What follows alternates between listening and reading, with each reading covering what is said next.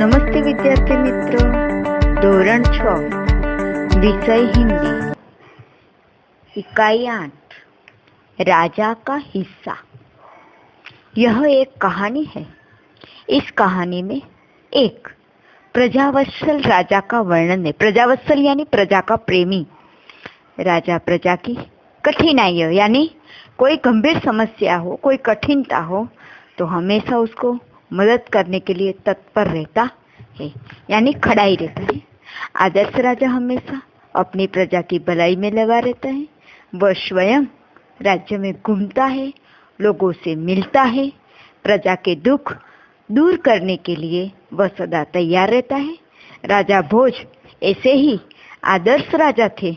इस पाठ में इनके प्रजा प्रेम का एक प्रसंग दिया गया है।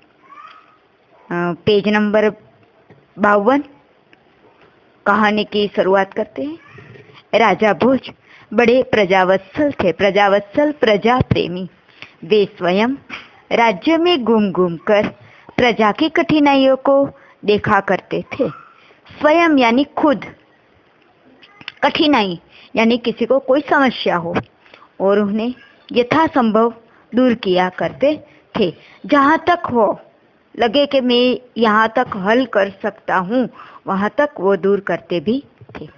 एक दिन राजा अपनी रानी के साथ रथ पर सवार होकर राज्य का भ्रमण कर रहे थे। भ्रमण करना એટલે घूम रहे थे। वे राजधानी से बहुत दूर निकल गए। अब घूमते घूमते दूर निकल गए। उन्होंने देखा एक खेत में एक किसान हल जोत रहा था। हल जोत रहा था यानी हल चला रहा था, मगर उसके हल में एक ही बैल है।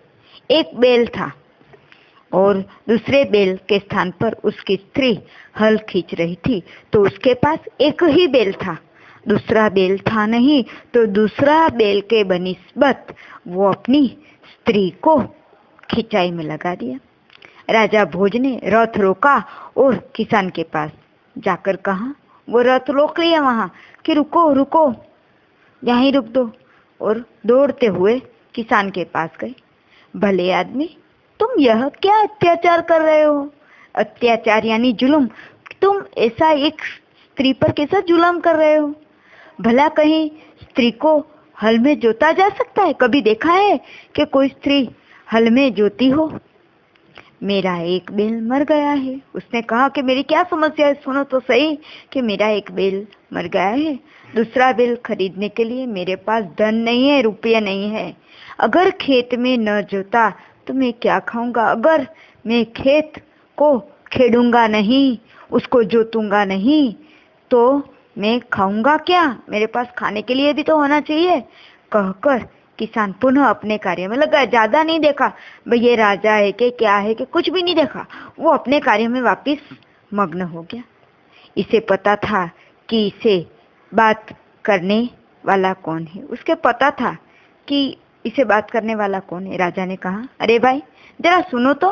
राजा ने रुका कि भाई सुनो तो, जो कहना है मेरे साथ चलते चलते कहो, मेरा काम क्यों रोकते हो? किसान ने कहा कि तुमको जो भी मेरे को कहना है, राजा तो कोई बड़ा नहीं है भाई, जो भी करना है तो मेरे साथ चलो और चलते चलते अपन दोनों बात करते हैं। राजा भोज उसके साथ साथ चलने लगे। वो भी उसके साथ चलने लगे।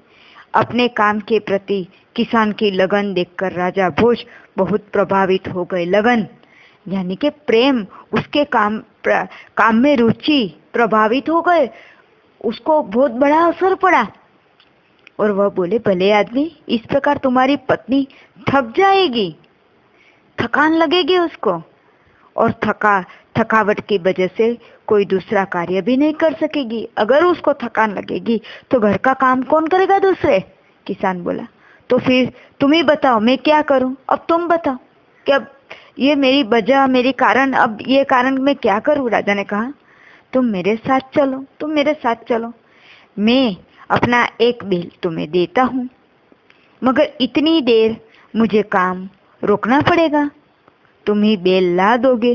किसान बोला, तुम्हारे साथ में चलूंगा तो उतनी देर मेरा काम रुक जाएगा। तुम चाहो तो एक बैल बुला लो। अच्छा ऐसा करो, तुम अपनी पत्नी को रथ के पास भेज दो वह मेरी पत्नी से बेल ले आएगी। क्या कहा कि तुम मेरी पत्नी के पास चलो, वहां से तुम बेल मिल जाएगा। तब तक मैं तुम्हारे हल में जोतूंगा। राजा ने कहा, तब तक ये हल तुम्हारी पत्नी हटेगी तो मैं खुद। राजा ने पूरी बात सुनकर कहा, तुम्हारा बेल तो कमजोर होगा।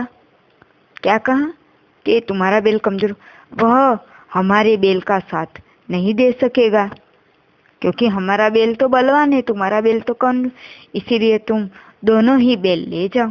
तुम मेरे दोनों ही बेल ले जाओ। किसान की पत्नी दोनों बेल लेकर खेत पहुंची।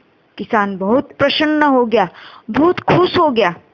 राजा बुद्ध ने कहा, अगर कभी कोई दिक्कत हो तो मेरे पास आ जाना। राजा ने क्या कहा कि तुमको कभी भी कोई भी परेशानी हो तो मेरे पास आ जाना। कहकर राजा भोज उस अपनी परिचय दिया तो किसान बहुत शर्मिंदा होना यानी लज्जित हो जाना, बहुत दिल शर्मिंदा हो गया।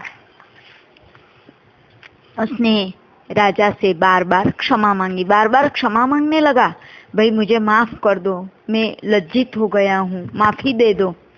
राजा प्रसन्न होकर वापस चल दिए और राजा बहुत प्रसन्न हुए और वापस चले गए।